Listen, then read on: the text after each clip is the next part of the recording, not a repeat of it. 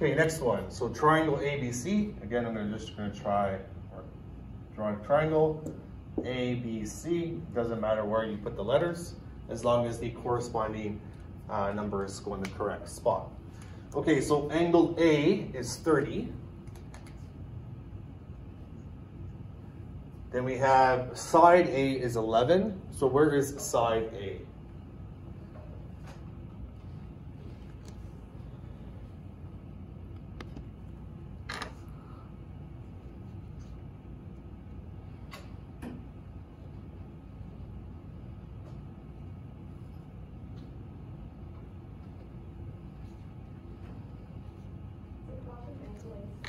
Sorry? Across from angle A. So across from angle A is side A. So this is a 11 centimeters. And then side C is 20. So side C is across from angle C. So side C is 20 centimeters. Okay, now it says solve the triangle around answers to nearest tenth.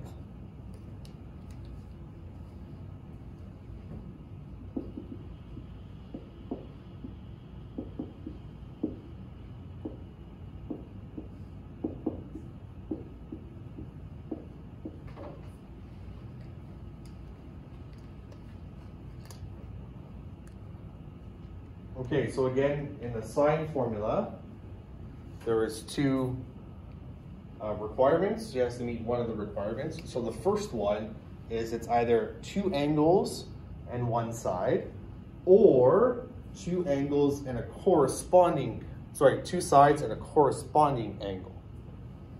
Okay, so what I mean by corresponding angle and side, it means this. So that means we have both A values. This is a corresponding angle and side.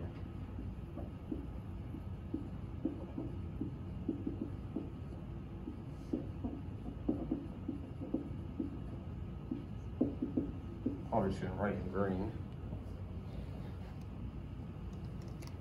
Okay, so we have both A's. Let's consider corresponding angle and side because we have the angle and the side and they correspond to each other because they're both A's.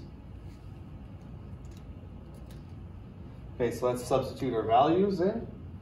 So we have sine 30 over 11.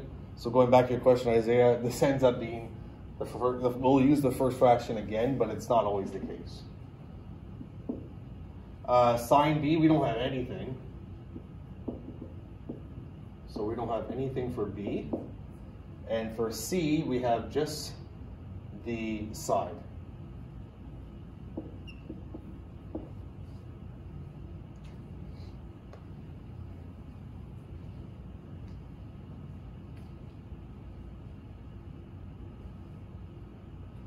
Okay, so what can we solve for?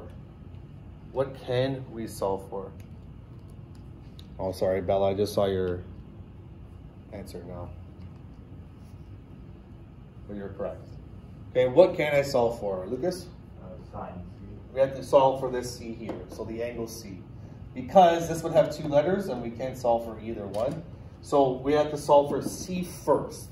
So what two fractions am I going to use? Remember? The first and the last. So I'm going to use the first fraction and the last one. Because 1, 2, 3 numbers and one letter. If I use the second fraction, I have two letters and I can't solve for two letters. It's not possible.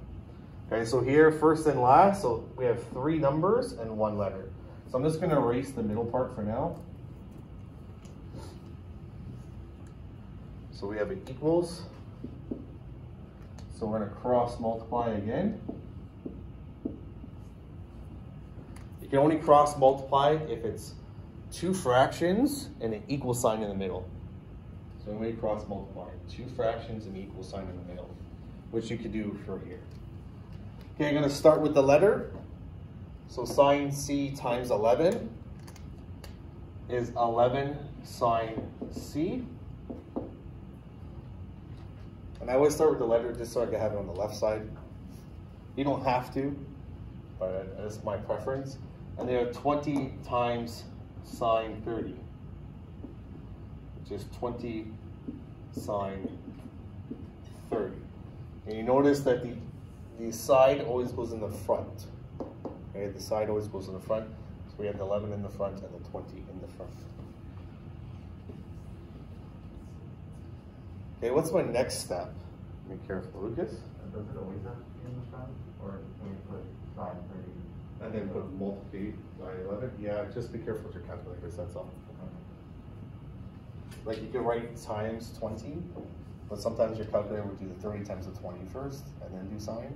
So you should put it in the front. You don't have to. Okay, so we still want to isolate for C. So what do we move or cancel out first? We divide both sides by 11. Good. Okay, so a lot of people would say 11 sine, but no. So it's just the 11 first. So we're going to cancel out the 11.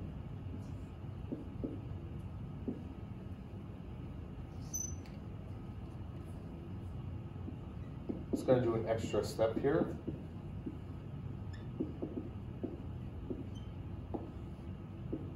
So we have 20 sine 30, all divided by 11. Okay, is C by itself? It's not, Emily. What do we need to cancel out then? We have to cancel out the sine. Okay, just a reminder, is this an angle or side? It's an angle. So what must we do? Oh, Declan got it. Sine inverse, good. So now we have to cancel out the sine. Okay, so whenever we're finding an angle, to cancel out the sine, we have to do sine inverse. I'm just going to write it over here. So it ends up being C equals sine inverse of the whole thing. So 20 sine 30 divided by 11.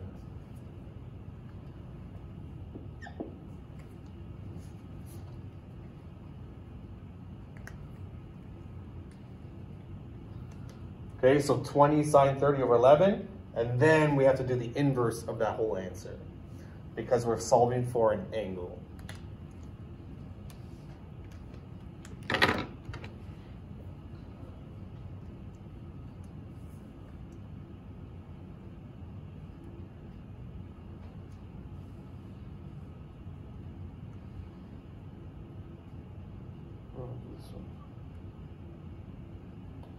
Oops, it's good to 65. I don't like that calculator.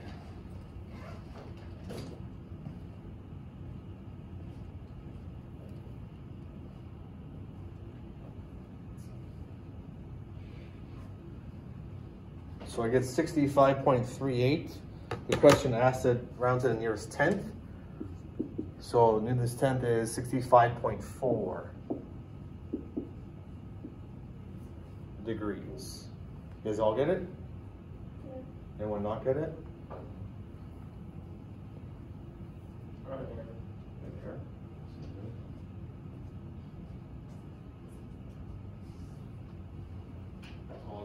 Also, you can do the middle first. So do 20 sine 30.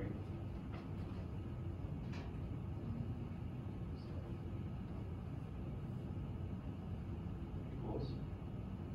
Okay, that's fine. And then do second function. So, yeah, and press equals.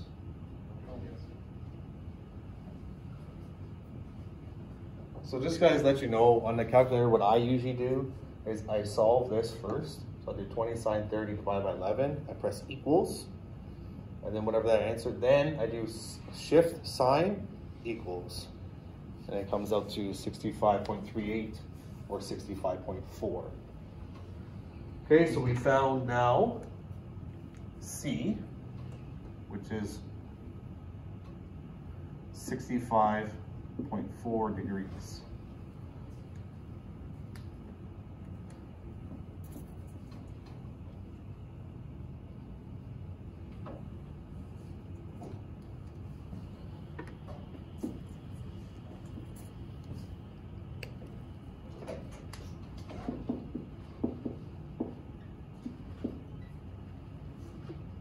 Now this, I'm just going to put in here, is 65.4. It doesn't matter. Okay, so we have a little situation still. We still don't have both, or we don't have either one of the b's, but I have to be able to solve for one of them. Okay? Delphin, you know which one? Yeah, so you, out of B and C, A and C to get B, and then you use it to get lowercase b. Okay, so, add them up, and you missed something. So add these together and? Minus 180. Well, minus from 180, okay? So we can find angle B. So 180, so angle B is 180, subtract 30, subtract 65.4. That gives me 95. So 84.6 degrees. Yep. For final answer, you need to show the whole sine law with the corresponding values in it. Or This here? Yeah. No. No. Okay, is 84.6? Yes? Okay. So 84.6. Okay, so I want you guys to now do the last one. So 84.6. Okay, now I want you guys on your own to solve for side B. And you decide what fractions you want to use.